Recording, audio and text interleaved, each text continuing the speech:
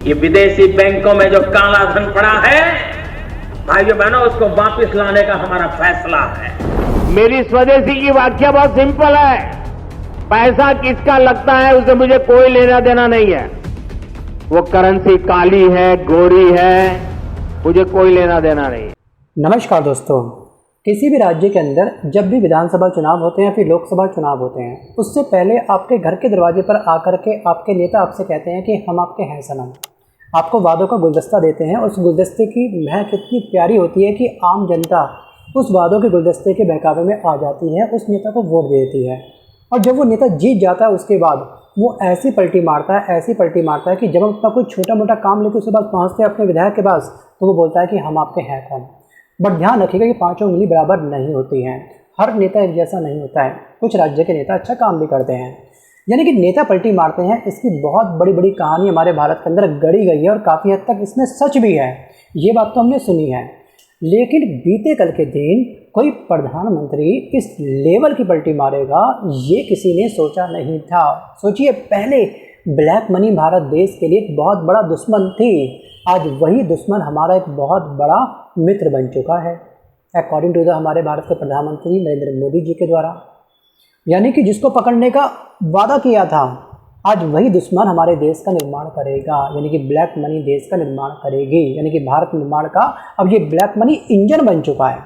यानी कि वादा, दावा और पलटी हमारे पीएम मोदी ने सब एक मंच से कर दी है, वो भी गुजरात से बीते कल के दिन।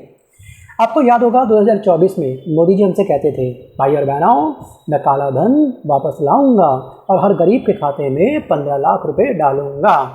भाई, भारत की जनता ने इस बात को लेकर के ताली बजाई, वाह। जनता बोली वाह, ये हमारा असली सुपर हीरो, ये हमारा असली शक्तिमान वैसे वाला। ठीक है। अब उसके बाद क्या हुआ कि 2 साल के बाद इन्होंने एक बहुत बड़ा एक्शन लिया। 8 नवंबर 2016 को मोदी जी टीवी पर आए। इन्होंने फिर बोला, भाई और बहनों, आज रात 12 बजे से 500 और 1000 के नोट बंद हो जाएंगे। नोट बंदी हो गई तुरंत। 500 और 1000 के नोट रातों रात उस दिन कागज़ के टुकड़े में तब्दील हो गए थे। और हमारे प्रधानमंत्री मोदी जी ने उस समय भी बड़े गर्व से कहा था, जिस समय इसका अनाउंसमेंट किया था कि यहाँ पर आज रात 12 बजे के बाद में तमाम नोट क्या हो जाएंगे, बंद हो जाएंगे।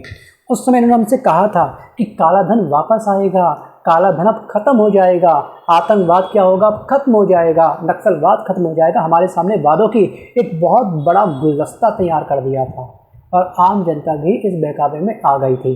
भैया मोदी जी ने बोला है ना, तो भैया सही बोला होगा। सोचिए, कोविड थाली बजाने से भाग जाता है। तमाम जनता इस आंदोलन में, इस मुहिम में सबने पार्टिसिपेट किया। और उसके बाद क्या हुआ, 2016 में अनाउंसमेंट हुआ। 2 साल बाद आरबीआई ने अपनी रिपोर्ट प्रकाशित करी कि उसके पास आखिरकार पैसा कितना वापस आ गया है। 99.3% पुराना पैसा बैंक में वापस आ चुका था।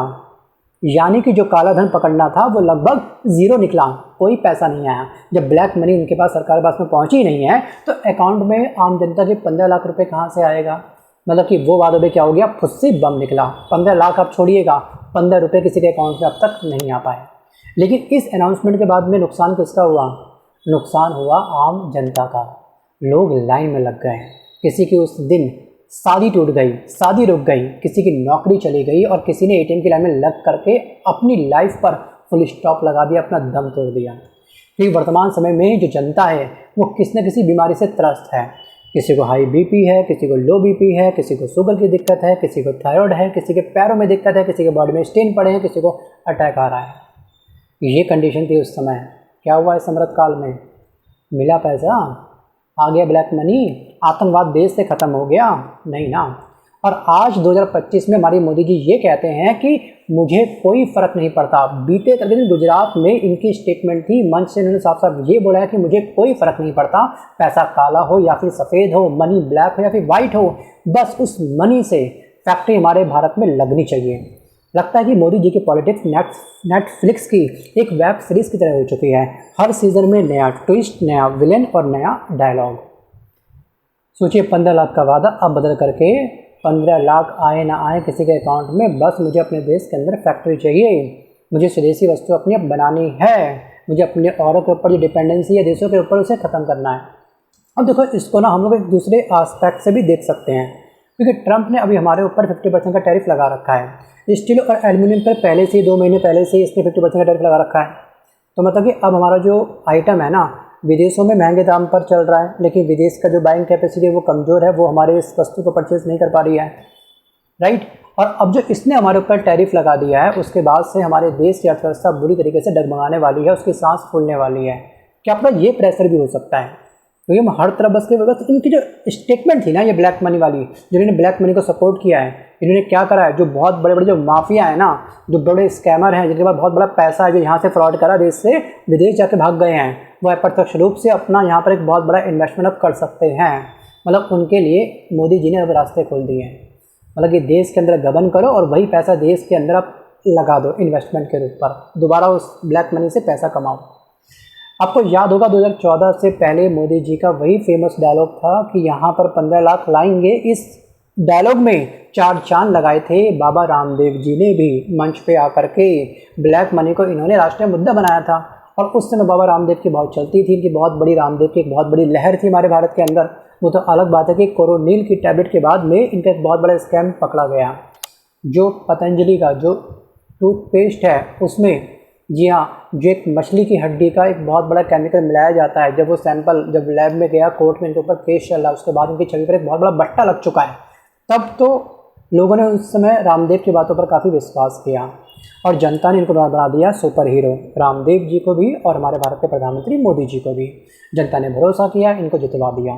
आपको याद होगा कि बीजेपी को यूपी में जो चुनाव हुए थे 2017 में, रिकॉर्ड तोड़ इन्होंने सीटें प्राप्त करी थी बीजेपी ने। 403 में से 325 सीटें आना कोई आम बात नहीं है, कोई बच्चों का खेल नहीं है। सोचिए 403 में से 325 सीटें, एक्चुअली ये 325 सीटें नहीं बल्कि जनता का एक बहुत बड़ा विश्वास था, जो जनता ने विश्वास दिखाया था वर्तमान की सरकार के ऊपर।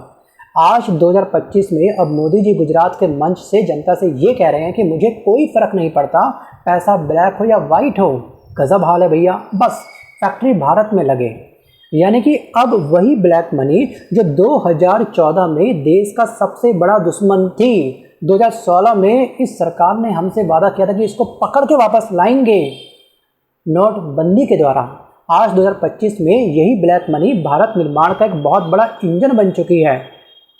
बाहरी राजनीति वारे अमृतकाल, मतलब कि काला धन अब विलन से बदल करके हमारे देश का सबसे बड़ा हीरो बन गया है। और इसके डायरेक्टर कौन है? इस मूवी के डायरेक्टर हैं पीएम मोदी जी।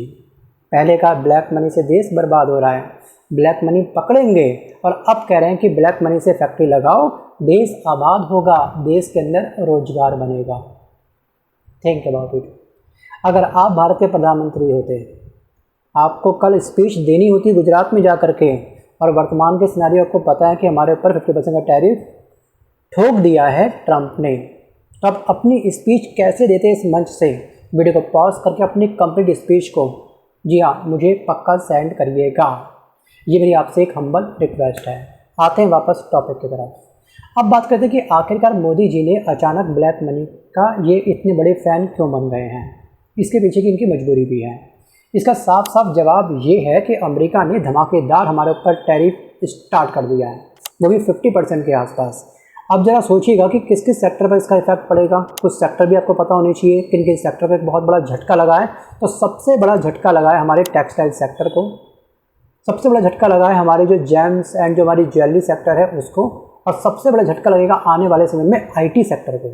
जी हाँ, आईटी सेक्टर को। अगर हम बात करें जेम्स एंड ज्वेलरी सेक्टर के बारे में, तो लगभग यहाँ पर 3.5 लाख करोड़ का हम लोग निर्यात करते हैं, जो बुरी तरीके से अब हिल चुका है। क्योंकि यहाँ पर इसने हमारे पर जो टैरिफ लगाया है, तो हमने अपने एमआरपी के रेट को बढ़ा दिया है, क्योंकि हमको एक कीमत चुकानी है ना, उसके यहाँ पे हम सामान भेजेंगे। अगर प्राइस बढ़ जाएगा किसी भी आइटम का, तो वहाँ की जनता बढ़े हुए प्राइस पर हमारे सभी आइटम नहीं खरीद सकती है, क्योंकि वहाँ पे भी बाइंग कैपेसिटी लोगों की कमज़ोर है। तो क्या होगा, जब वहाँ पे हमारा सामान बिकेगा ही नहीं, तो यहाँ पे मैन्युफैक्चरिंग हम क्या खाक करेंगे? तो मैन्युफैक्चरिंग क्या हो जाएगी? ठप हो जाएगी। जब फैक्ट्री में मैन्युफैक्चरिंग होगी नहीं, तो जो एम्प्लॉयज़ हैं, जब उनके पास काम ही नहीं होगा, तो कोई भी मालिक बिना काम के पैसे तो देगा नहीं अपने एम्प्लॉयज़ को, सैलरी तो देगा नहीं। तो मतलब बहुत बड़ी मात्रा में ले ऑफ, यानी कि अब बेरोजगारी जो है बढ़ने वाली है। इसका इफेक्ट ये पड़ेगा।